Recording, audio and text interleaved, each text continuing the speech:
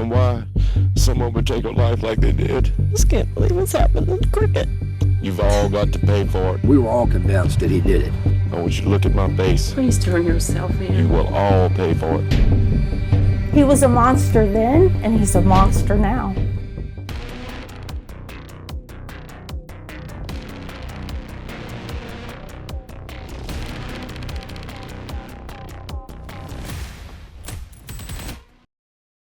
Deanna Cisneros sits inside her family home 36 years after her sister went missing from Ladson, now acting as the only voice left for the Surell family. It's hard. That's all I can say. This is very hard. Crystal Surell, also known as Cricket, was only 13 years old and heading to Oakbrook Middle School on November 7th, 1990. But she never made it to class. Police searched into the early morning hours, walking through the paths in this tangled wooded area behind the Oakmont subdivision. They were looking for any sign of 13-year-old Crickette Surell. The next morning, police found Cricket half nude, underwear stuffed in her mouth, and stabbed 4 times in her neck. She'd been suffocated and probably raped. Beside her body, a pentagram, a satanic symbol scratched in the dirt. I hate to share this with the world, but he wanted to have sex with her. And she's 13. She didn't want to have anything to do with this boy. And he'd been looking at her prior, okay? And he just didn't know. Cricket's brutal murder rocked the entire Lowcountry, bringing 700 people to her funeral. It shouldn't have been Cricket. But the crowds eventually moved on, leaving a massive burden of grief haunting the Surell family. It was awful. I mean, it was like yesterday for my parents, over and over again. I seen both of them just wither away with it. And years passed with Cricket's killer still roaming free, following sheriff after sheriff, including former Dorchester County Sheriff Ray Nash. I mean, this case went on for a long time. It haunted 3 different sheriffs. It traumatized the community in a major way.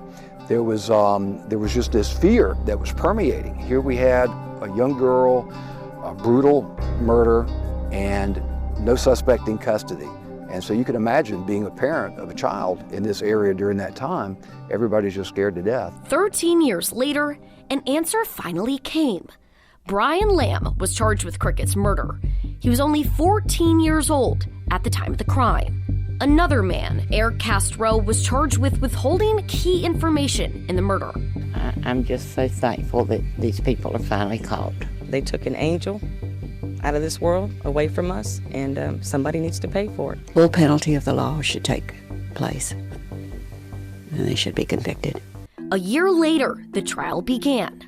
The majority of the state's case relied on jailhouse informants, Cricket's watch found in Lamb's tent nearby the crime scene, blanket fibers, graffiti, and a potential murder weapon. Each little piece, when you put it together, points toward him. But it's time now. It's time for justice.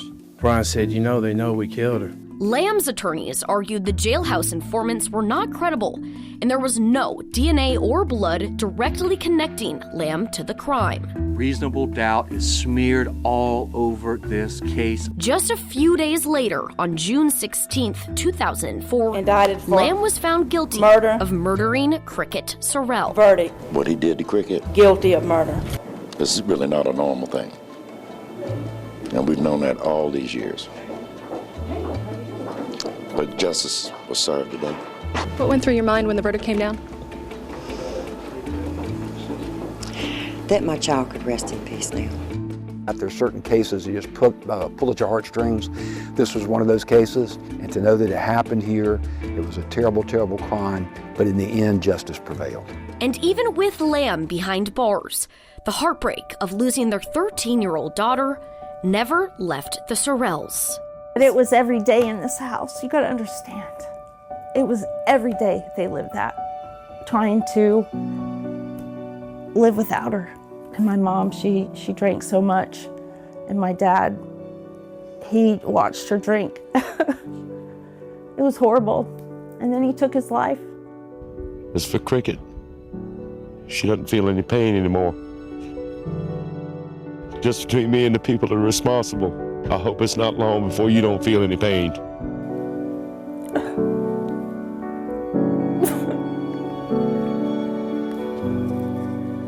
I miss him so much. With both of Deanna Cisneros' parents no longer here to speak for Cricket, the burden is placed on her to advocate for her sister's killer to remain behind bars. And I know he wants it so bad to get out. But I can't bring back any of them. I can't bring back my mom, my dad, or my sister. Brian Lamb was charged in 2004 before life without parole was a sentencing option, which means now, after serving 20 years of his sentence, Lamb could be free.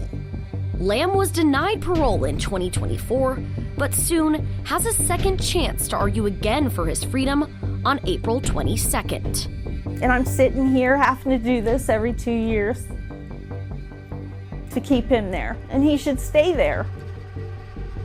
He was a monster then, and he's a monster now. This is one of the few cases in my career, which has almost hit 50 years now, that I have actively opposed parole. Even with decades between her murder, the 13-year-old cold case, and now Lamb's possible freedom, the life and death of Crickette Surell casts a constant shadow over the family. Her sister, now living in the Ladson home Crickette disappeared from on November 7th, 1990. This house kind of brings it up every day for me. Crickette's handwriting is still etched, the only thing she left behind. I just remember them feeling the way they felt. And I felt that every single time I came home. And it's all him, all of it. And if it wasn't for him, me and you wouldn't be sitting here, would we?